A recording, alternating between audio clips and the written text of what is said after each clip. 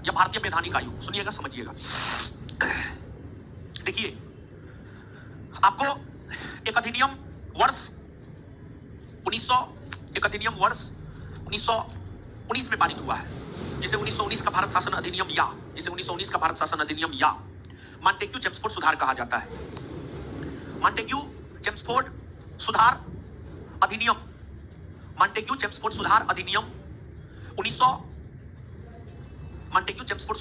1919 में यह प्रावधान किया गया था कि यह अधिनियम भारत में काम कर रही है या नहीं कर रही है, इसको लेकर 10 वर्षों के बाद जांच हेतु एक कमेटी का गठन किया जाएगा। 1919 के भारत शासन अधिनियम भारत में काम कर रहे हैं या नहीं कर रहे हैं, इसी की जांच को लेकर 10 वर्ष से पहले ही सर जॉन साइमन की अध्यक्षता में जो आयोग गठित हुआ है उसे ही साइमन कमीशन आयोग कहते हैं। साइमन कमीशन आयोग का गठन लंदन में हुआ है। साइमन कमीशन आयोग का गठन लंदन में 8 नवंबर 1927 को उस समय के भारत सचिव लॉर्ड बर्केनहेड के द्वारा किया गया। भारत सचिव लॉर्ड बर्केनहेड के द्वारा वर्ष 1927 में साइमन कमीशन आयोग का गठन किया गया। 1927 में जब साइमन कमीशन आयोग का गठन किया गया तो साइमन कमीशन आयोग में टोटल 7 सदस्य निर्धारित किए गए थे, और जो टोटल 7 सदस्य निर्धारित किए गए थे साइमन कमीशन आयोग में, निर्धारित किए गए थे, उन 7 सदस्यों में से 7 के 7 अंग्रेज थे, जिस वजह से साइमन कमीशन आयोग को व्हाइट कमीशन भी नाम दिया गया, क्योंकि 7 के 7 अंग्रेज थे, सभी अंग्रेज थे। इसी वजह से साइमन कमीशन आयोग को व्हाइट कमीशन आयोग नाम दिया गया। साइमन कमीशन आयोग में एक भी भारतीयों को ना शामिल किया जाए का सलाह दिया था उस समय के भारतीय वायसराय लॉर्ड इरविन ने यह सलाह दिया था कि साइमन कमीशन आयोग में एक भी भारतीय सदस्य को शामिल नहीं किया जाए, और फिर एक भी भारतीय सदस्य को शामिल साइमन कमीशन आयोग में नहीं किया गया। कांग्रेस को पता चला साइमन कमीशन आयोग का गठन हो चुका है, एक भी भारतीय सदस्य नहीं है, तो कांग्रेस का वार्षिक अधिवेशन 1927 में आयोजित हुआ मद्रास में, जिसकी अध्यक्षता एम ए अंसारी ने किया। कांग्रेस के 1927 के मद्रास अधिवेशन जिसकी अध्यक्षता एम ए अंसारी ने किया, उसमें कांग्रेस ने यह लक्ष्य बनाया कि साइमन कमीशन आयोग का जब भारत आगमन होगा तो उसका हम लोग विरोध करेंगे।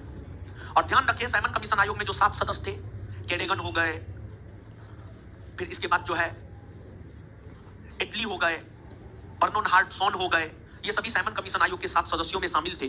और साइमन कमीशन आयोग के 7 सदस्यों में जो ये सभी शामिल थे, इनमें से एक क्लीमेंट एटली, जो कि साइमन कमीशन आयोग के 7 सदस्यों में से एक सदस्य थे, वे बाद में जाकर के ब्रिटेन के प्रधानमंत्री भी बने। साइमन कमीशन आयोग का भारत आगमन 3 फरवरी 1928 को हुआ। सबसे पहले साइमन कमीशन आयोग मुंबई पहुंची, और फिर साइमन कमीशन आयोग का मुंबई में विरोध हुआ। साइमन कमीशन आयोग जहां भी जा रही थी वहां पर साइमन कमीशन आयोग का विरोध हो रहा था। कांग्रेस तो साइमन कमीशन आयोग का विरोध कर ही रहा था। कांग्रेस के साथ साथ मोहम्मद अली जिन्ना के नेतृत्व वाली मुस्लिम लीग भी साइमन कमीशन आयोग का विरोध कर रहा था। इसके बाद कुछ ऐसी राजनीतिक पार्टियां थी जो साइमन कमीशन आयोग का समर्थन कर रहा था, जैसे जस्टिस पार्टी हो गई, पंजाब की यूनियनिस्ट पार्टी हो गई, ये सब साइमन कमीशन आयोग का समर्थन कर रही थी। तो कुछ पार्टी भारत में साइमन कमीशन आयोग का विरोध कर रहा था, तो कुछ पार्टी भारत में साइमन कमीशन आयोग का समर्थन कर रहा था। साइमन कमीशन आयोग के जो भारतवर्ष में विरोध हो रहे थे, उसको देखते हुए भारत सचिव लॉर्ड बर्केनहेड ने साइमन कमीशन आयोग को काम करने से रोक दिया और भारतीयों को चुनौती दिया कि अगर आप साइमन कमीशन आयोग के काम को कर सकते हैं तो आप कीजिए। भारतीयों ने उस चुनौती को स्वीकार किया, और फिर भारतीयों ने उस चुनौती को स्वीकार करते हुए साइमन कमीशन आयोग का काम करने के लिए पंडित मोतीलाल नेहरू की अध्यक्षता में एक आयोग गठित किया, जिसे नाम दिया गया नेहरू आयोग। और नेहरू आयोग के तत्वाधान में कई सारे सर्वदलीय बैठक बुलाई गई, और नेहरू आयोग ने फाइनली अपनी रिपोर्ट जो थी, उस रिपोर्ट को नेहरू रिपोर्ट कहा जाता है। और नेहरू आयोग एक 8 सदस्यीय आयोग था, और उसमें 8 सदस्यों में एक सुभाष चंद्र बोस भी थे। नेहरू आयोग ने अपनी रिपोर्ट में भारत को डोमिनियन स्टेट का दर्जा देने की बात कही, जिस वजह से सुभाष चंद्र बोस, जवाहरलाल नेहरू, सत्यमूर्ति जैसे नेताओं ने नेहरू रिपोर्ट का विरोध किया। और नेहरू रिपोर्ट के विरोध में पंडित जवाहरलाल नेहरू, सत्यमूर्ति, सुभाष चंद्र बोस ने मिलकर ऑल इंडिया इंडिपेंडेंट लीग नामक संगठन की स्थापना की। और नेहरू रिपोर्ट जब आया तो नेहरू रिपोर्ट का विरोध मुस्लिम लीग ने किया। मुस्लिम लीग के सबसे प्रमुख सदस्य मोहम्मद अली जिन्ना ने नेहरू रिपोर्ट का विरोध किया, और नेहरू रिपोर्ट के विकल्प के तौर पर मोहम्मद अली जिन्ना ने 14 सूत्री मांग प्रस्तुत की। अर्थात नेहरू रिपोर्ट को लेकर कांग्रेस और मुस्लिम लीग के बीच आपसी सहमति नहीं बन पाई।